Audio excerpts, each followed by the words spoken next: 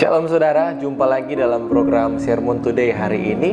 Puji Tuhan kita sudah berada di minggu kedua, akan memasuki minggu ketiga di bulan Januari tahun 2022. Semuanya tentu karena pemeliharaan Tuhan dan kasih anugerah Tuhan dalam kehidupan kita. Hari ini saudara, kita akan merenungkan firman Tuhan yang terambil dari 1 Raja-Raja pasal 17. Kita akan melihat perikop bagaimana Elia di tepi sungai Kerit. Ayat yang pertama, lalu berkatalah Elia, orang Tisbe, dari Tisbe Gilead, kepada Ahab, demi Tuhan yang hidup Allah Israel yang kulayani, sesungguhnya tidak akan ada embun atau hujan pada tahun-tahun ini, kecuali kalau kukatakan. Kemudian datanglah firman Tuhan kepadanya, pergilah dari sini, berjalan ke timur, dan bersembunyilah di tepi sungai Kerit, di sebelah timur sungai Yordan. Engkau dapat minum dari sungai itu, dan burung-burung gagak telah kuperintahkan untuk memberi makan engkau di sana. Lalu ia pergi dan ia melakukan seperti firman Tuhan. Ia pergi dan diam di tepi sungai Kerit di sebelah timur sungai Yordan. Pada waktu pagi dan petang burung-burung gagak membawa roti dan daging kepadanya, dan ia minum dari sungai itu. Saudara, perikop ini menceritakan bagaimana Tuhan memelihara Elia di masa yang sukar. Saudara, Israel pada waktu itu dipimpin oleh raja yang tidak takut akan Tuhan, sehingga Tuhan menghukum Israel dan membuat sungai-sungai di seluruh Israel kering, saudara. Tidak turun hujan. Tapi untuk orang yang melayani Tuhan, hidup benar, hidup takut akan Tuhan, Tuhan menyatakan pemeliharaannya.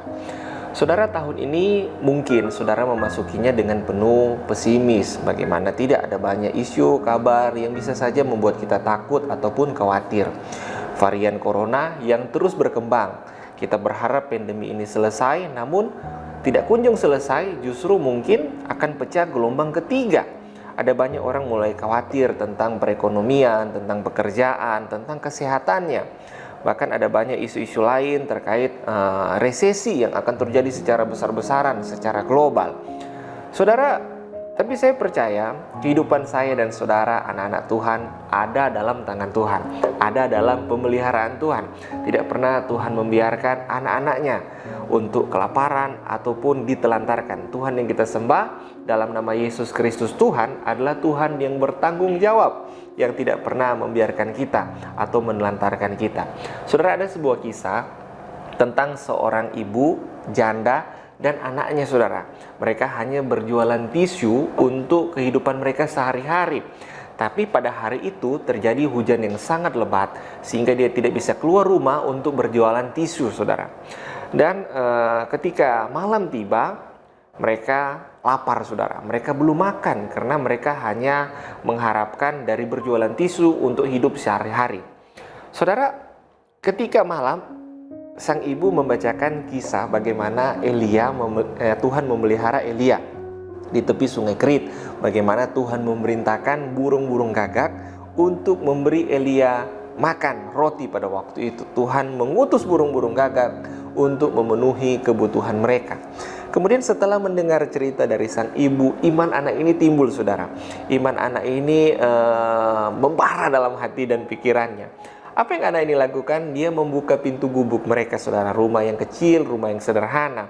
Kemudian ibunya bertanya, "Kenapa, nak, kamu membuka pintu itu?"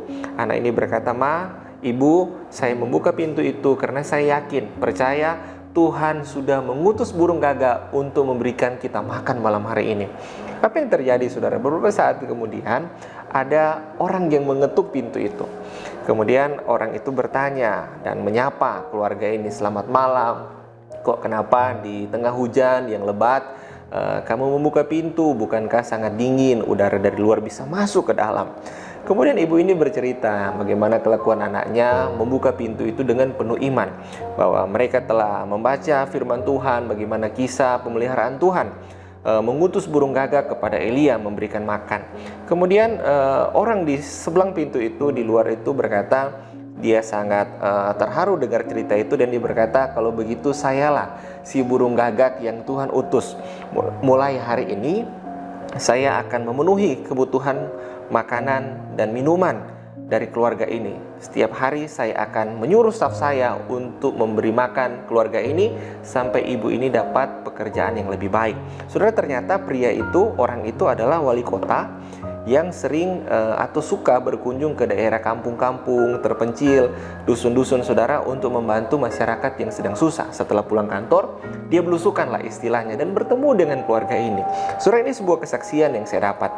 Saudara, dari kisah ini kita belajar bahwa Tuhan itu memelihara kita dengan ajaib. Bagaimana Tuhan memelihara Elia dengan mengirimkan burung gagak. Saya percaya sampai hari ini pun Tuhan sanggup kirim burung gagak untuk memenuhi segala kebutuhan saudara. Mungkin kisahnya tidak seperti cerita tadi, tapi saya percaya kisahnya akan sama dengan pribadi-pribadi yang berbeda. Tahun ini apa yang saudara khawatirkan, apa yang saudara takutkan untuk kebutuhan kehidupan saudara. Saya percaya Bapak kita Bapak yang baik, Dia tidak akan memberikan ular bagi anak-anaknya yang meminta roti. Mungkin sepanjang tahun 2021 saudara banyak kehilangan, saudara kehilangan pekerjaan, saudara kehilangan orang yang saudara kasihi, saudara kehilangan hal-hal yang penting dalam kehidupan saudara. Tapi saya mau bilang, 2022 ini setiap hari saudara tidak akan pernah kehilangan yang namanya pemeliharaan Tuhan. Tuhan akan pelihara, Tuhan akan jaga, Tuhan akan cukupkan segala yang saudara butuhkan. Itu doa saya buat saudara hari ini. Mari kita berdoa. Tuhan Yesus, terima kasih untuk penyertaan-Mu, pemeliharaanmu yang sempurna di dalam kehidupan kami. Kami percaya sepanjang hari melewati 2022 ini, Tuhan Allah yang baik, Bapa yang baik yang akan senantiasa mencukupkan apa yang kami butuhkan. Pemeliharaan Tuhan sempurna dalam kehidupan kami. Berkati setiap anak-anak-Mu Tuhan dalam segala kebutuhan mereka hari ini. Kiranya berkat Tuhan tercurah atas kehidupan mereka.